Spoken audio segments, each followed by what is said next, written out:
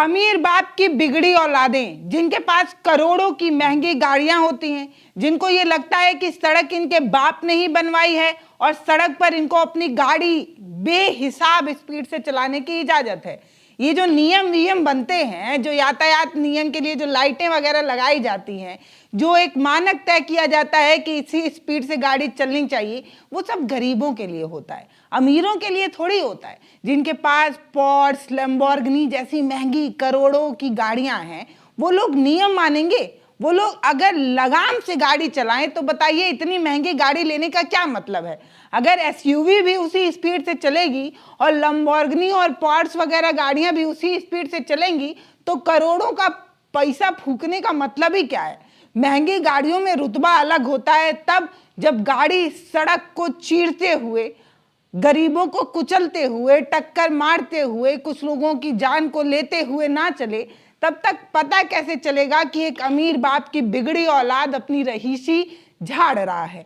ऐसे कई मामले देखने को मिले हैं और ऐसी घटनाएं बार बार देखने को मिलती हैं जिसमें कोई अमीर बाप का एक लड़का किसी महंगी गाड़ी में बेहिसाब स्पीड से गाड़ी चला रहा होता है, कुछ लोगों को धकिया रहा होता है, कुछ लोगों को ठोक रहा होता है, कुछ लोगों की जान पर बनाती है, लेकिन इन्हें फर्क तक नहीं पड़ता। क्यों? क्योंकि इन्हें पता है कि सत्ता भी हमारी है और शासन भी हमारा।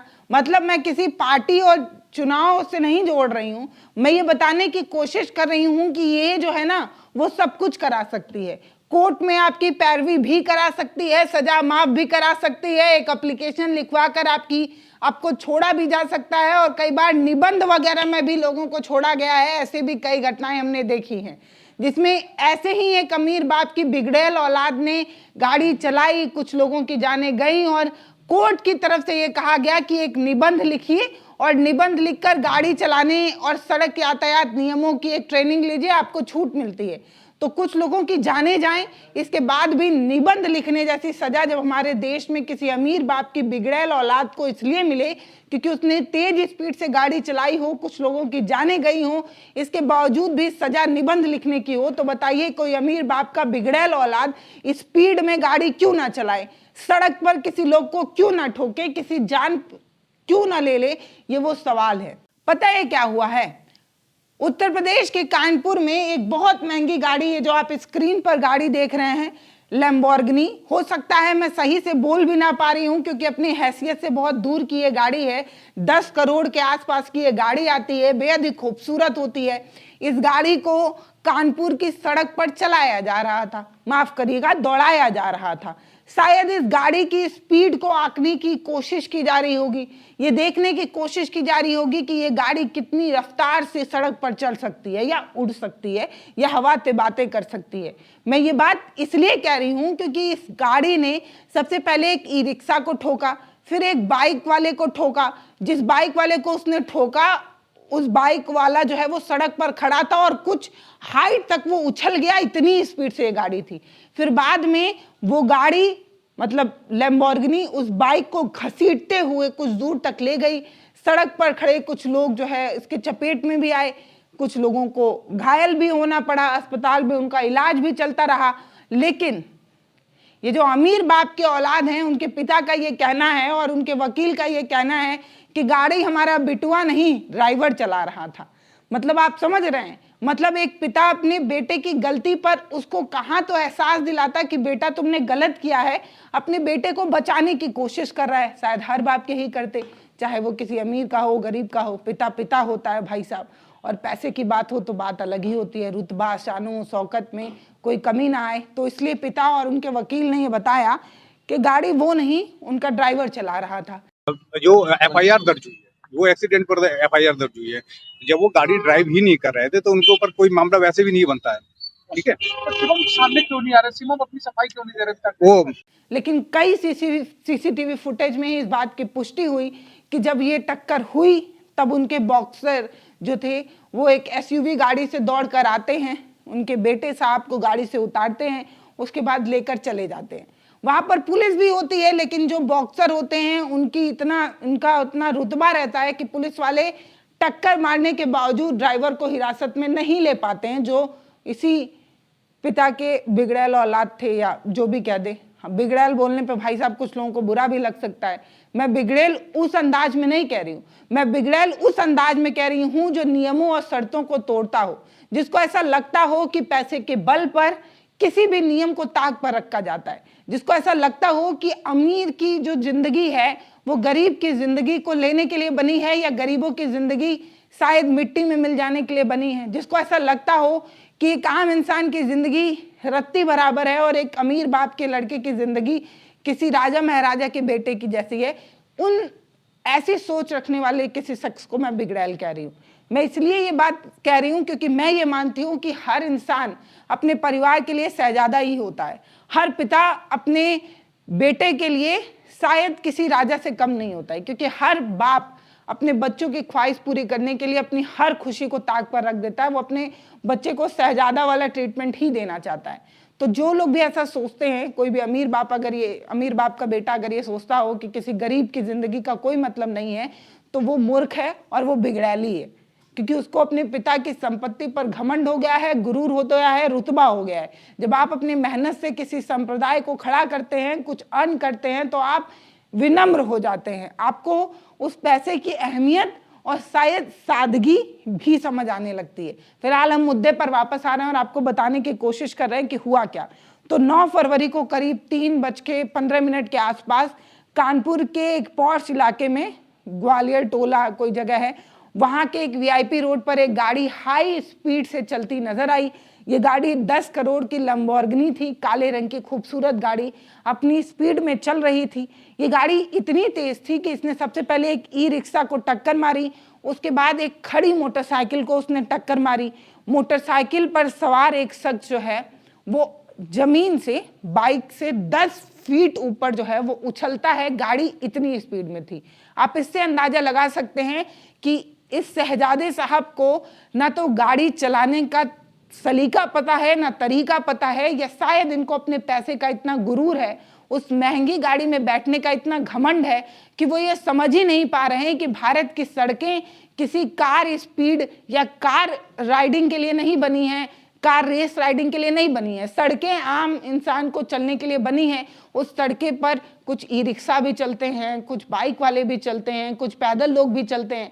सबके पास 10 करोड़ की लंबोर्गिनी कार नहीं है कि सब उसी कार में जो है वो सफर कर रहे हैं। कुछ गरीब लोग भी हैं जो रोजी रोटी के लिए दिन रात मेहनत करते हैं, रिक्शा वगैरह चलाते हैं। शायद ये बात इनको नहीं पता होगी, इसीलिए इन्हें अपनी गाड़ी में ओवर स्पीड में अपनी गाड़ी इतनी स्पीड से चलाई कि एक शख्स 10 फीट ऊपर जो है वो उछल जाता है। उसके बाद वो बाइक उस गाड़ी में फंस जाती है और कुछ दूर तक गाड़ी को घसीटते हुए, मोटरसाइकिल को घसीटते हुए इनकी लंबोर्गिनी कार आगे बढ़ती है, जिससे कुछ लोग कुचल भी जाते हैं। बाद में ये कार जो है एक बिजली के खंभे से टकराती है और तब जाकर ये गाड़ी रुकती है, नहीं तो ये गाड़ी और आगे बढ़ती, कुछ और लोगों की जिंदगियां ले चुकी होती, ये सब कुछ हुआ होता। ये जो घटना हुई उसमें 6 लोग घायल हुए, जिसमें ई रिक्शा चालक, मोटरसाइकिल सवार और सड़क किनारे खड़े कुछ लोग जो है वो थे। अब जो इस पूरी घटना में जो वकील है उनका ये कहना है कि गाड़ी जो है वो मालिक का बेटा नहीं बल्कि ड्राइवर चला रहा था। पिता का ये कहना है कि गाड़ी में कुछ तकनीकी परेशानी थी, वो बनवाया गया था, टेस्ट ड्राइव चल रही थी। फिर बाद में उन्होंने कहा कि हो सकता है बेटे को झपकी आ गई हो। फिर उन्होंने कहा कि बच्चे की तबीयत खराब थी। मतलब अलग अलग स्टेटमेंट, बार बार अलग अलग चीजें जो है वो देखने को मिलती हैं। लेकिन सबसे ज्यादा सवाल पता है किस पे खड़ा होता है? हाँ, प्रशासन पर। वही खाकी वर्दी जो जनता के सेवक है, वही खाकी वर्दी जो जनता की सेवा के लिए तनख्वाह लेती है, उसे जनता की सेवा से कोई लेना देना नहीं है। दरअसल एक अमीर बाप 6 लोगों को घायल कर चुका है, लेकिन इसके बावजूद भी प्रशासन उसे पकड़ नहीं पा रही है। क्यों? क्योंकि जो बॉक्सर वहां पर आए थे ना, वो बॉक्सर उस गाड़ी चालक के गाड़ी चलाने वाले ड्राइवर को लेकर चले गए। तस्वीरें सामने आई, पुलिस वाले वहां पर मौजूद थे, लेकिन इसके बावजूद भी पुलिस वाले उन बॉक्सर से उस ड्राइवर को नहीं ले पाए हिरासत में। काहे कि जो बॉक्सर थे वो बॉक्सर थे भाई, उसके आगे प्रशासन कहाँ कुछ कर पाती। अब इस पूरी घटना पर प्रशासन को कैसे कटघरे में खड़ा किया जा रहा है वो आपको पहले बताती हूँ, उसके बाद बताऊंगी इस घटना का सिमिलर ऐसी ही एक घटना एक बार और सामने आई थी। तब कैसे उस घटना में नरमी बरती गई थी प्रशासन की तरफ से लेकर कोर्ट में, कैसे उस पूरी घटना में नरमी बरती गई थी वो भी आपको बताऊंगी। सबसे पहले आप ये जानिए कि शिवम मिश्रा के जो पिता हैं के मिश्रा, हाँ वही रहीश जिनके पास कई महंगी गाड़ियां हैं जिसकी नेटवर्थ करोड़ों में बताई जाती है। इनके पास बहुत सारा पैसा भी है। कुछ साल पहले इन पर, पिछले ही साल शायद ईडी सीबीआई की रेड वगैरह भी पड़ी थी। तो ये जो पिताजी हैं, इनका ये कहना है कि गाड़ी शिवम मिश्रा नहीं चला रहे थे, ड्राइवर चला रहे थे। वो तो पैसेंजर वाली सीट पर बैठे हुए थे, शायद बेहोश हो गए थे, दिल्ली में उनका इलाज चल रहा है। इन पूरे दावों पर पुलिस ने सिरे से नकार दिया है। पुलिस कमिश्नर का ये कहना है कि हमारा स्टैंड तो भैया क्लियर है, शिवम ही गाड़ी चला रहे थे। ये जांच हमने सीसीटीवी फुटेज और गवाहों के आधार पर जो है वो पुख्ता की है, जांच चल रही है, चार्जशीट तैयार की जा रही है। जो कल एक्सीडेंट हुआ था लैम्बोर्गिनी से, ये DL11CF 4018 ये गाड़ी के द्वारा एक्सीडेंट किया गया, जो लैम्बोर्गिनी है। एक तौफीक नाम के व्यक्ति जो मोटरसाइकिल जिनकी थी और वो खड़े थे, उस गाड़ी के एक्सीडेंट करा उस गाड़ी के साथ, और एक गाड़ी के ऊपर चढ़ गई थी। उस तौफीक के कुछ इंजरी आई हैं, उनके हाथ में और पैर में इंजरी हैं। उनको जो प्राथमिक उपचार है उसके बाद उनको छोड़ दिया गया है। वो थाने पे आए थे, उन्होंने एक एप्लीकेशन दी है और जिसमें FIR पंजीकृत कर दिया गया है। उस समय क्योंकि उनका नाम पता नहीं था तो गाड़ी का डिटेल मिला है, गाड़ी को सीज कर दिया गया है। और अब हमारी जो पहली जो जांच होती है उस जांच में पता लगा है कि शिवम मिश्रा नाम के लड़का चला रहा था। उनके पिताजी का नाम के मिश्रा है। और ये उस समय क्योंकि जो एक्सीडेंट होने के बाद उसको उनके जो बाउंसर थे 2 लड़के, उन्होंने उनको बाहर निकाला है गाड़ी से और उनको ये बताया गया है कि उनका कोई मेडिकल इशू था, तो उनको भी प्राथमिक उपचार के लिए भेजा गया है। और एक्सीडेंट का अभियोग पंजीकृत करने के बाद अब उनका नाम उनका सामने आ गया है। आगे सारी विधिक कार्रवाई की जाएगी। शिवम मिश्रा के खिलाफ क्या मुकदमा लिखा जा रहा है? पहले जो है, क्योंकि जो तौफीक थे उनके द्वारा नाम नहीं बताया गया था, तो एक्सीडेंट का मुकदमा पंजीकृत हो गया था। हमारी जांच में ये पता लगा कि जो चालक है वो शिवम मिश्रा है और अब उनका नाम जो है प्रकाश में आ गया। अब सवाल ये है कि अगर आपको पता है कि गाड़ी शिवम मिश्रा चला रहे थे, आपकी जांच इतनी ही मजबूत है, तो शिवम मिश्रा को अभी तक गिरफ्तार क्यों नहीं किया गया? क्योंकि वो किसी महंगी लैम्बोर्गिनी कार से आते हैं। अभी कोई गरीब गाड़ी चला रहा होता तो 24 घंटे के अंदर उसको हिरासत में किया गया होता। तब आपको यातायात के नियम भी याद आ जाते हैं और नियम नहीं मानने वालों पर आप सख्ती भी दिखा देते हैं। लेकिन किसी अमीर बाप का कोई लड़का, किसी भले ही 6 लोगों को गोड़ हाथ तोड़ के अस्पताल में क्यों ना भर्ती करा दिया गया हो, लेकिन उसको पकड़ने में प्रशासन के हाथ पांव फूलने लगते हैं। अगर सबूत इतने पुख्ता हैं तो गिरफ्तारी क्यों नहीं? इतनी गिरफ्तारी में समय इसलिए दिया जा रहा है ताकि परिवार वाला कोई बेहतर बहाना ढूंढ ले। अपने लाडले बेटे शिवम मिश्रा को बचाने के लिए कई और बहाने या कोई और तैयारी करने का मौका दे रही है प्रशासन, इसलिए गिरफ्तारी नहीं कर रही है। ये वो सवाल है। पता है क्यों?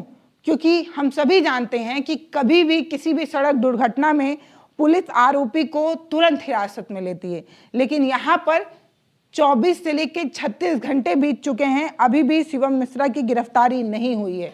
क्योंकि वो गरीब नहीं हैं इसलिए, या ये भी कह सकते हैं कि वो अमीर हैं इसलिए उनको छूट मिल रही है। कई बार ऐसा होता है ना कि कोई ऐसा चीज होता है तो एक्स्ट्रा बेनिफिट मिलता है। तो ये अमीर हैं, ये लैम्बोर्गिनी से चलते हैं इसलिए इनको इतनी छूट मिल रही है। अभी कोई गरीब हुआ होता तो फौरन पुलिस जो है उसे अपने थाने पर बैठवा लेती, उसे जाने नहीं देती।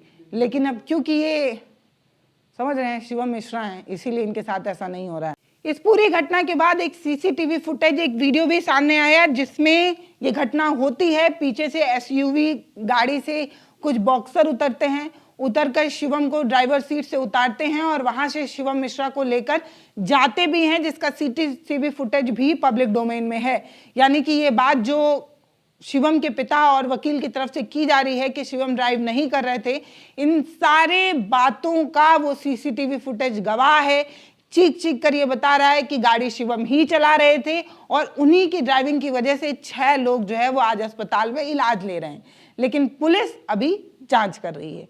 पुलिस अभी जांच करेगी, जब चार्जशीट तैयार होगी तब शिवम मिश्रा को ढूंढा जाएगा, तब पकड़ा जाएगा, तब तक वकील को अपना काम करने की पूरी छूट रहेगी, तब तक शिवम मिश्रा आज़ादी से घूम सकते हैं, तब तक शायद हर तरीके से पैसे और दमखम के बल पर शिवम मिश्रा को बचाने की कोशिश हो सकती है। इतना ही नहीं, ये जब पूरी घटना हुई तो शुरुआत में जो एफआईआर दर्ज की गई वो अज्ञात ड्राइवर के नाम से दर्ज की गई।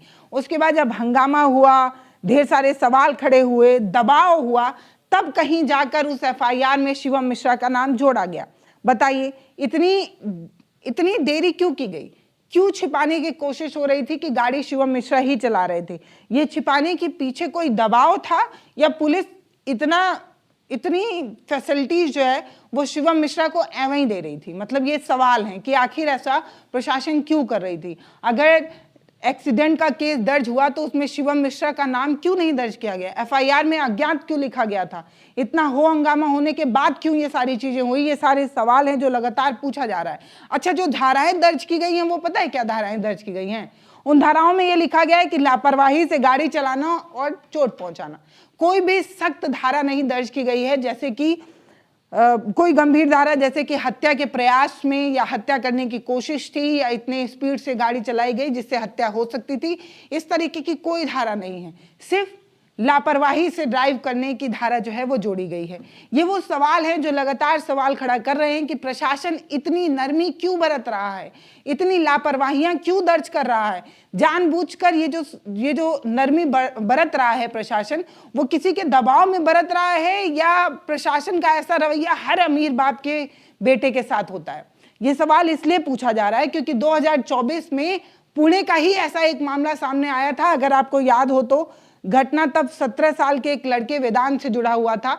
वो भी एक अमीर बाप की औलाद थे और वो पोर्श कार में सफर कर रहे थे। अगर आपको याद हो, शराब पिया हुआ था उस 17 साल के लड़के ने और उसकी ड्राइव की वजह से 2 इंजीनियर्स की मौत हो गई थी। जब ये पूरा मामला कोर्ट में चला तो कोर्ट ने उस 17 साल के लड़के को एक निबंध लिखने की सजा सुनाई थी और उसके बाद ये मामला ज्यों का त्यों बंद हो गया था, जबकि उसमें ब्लड सैंपल रिपोर्ट तक बदलने का मामला जो है वो सामने आया था।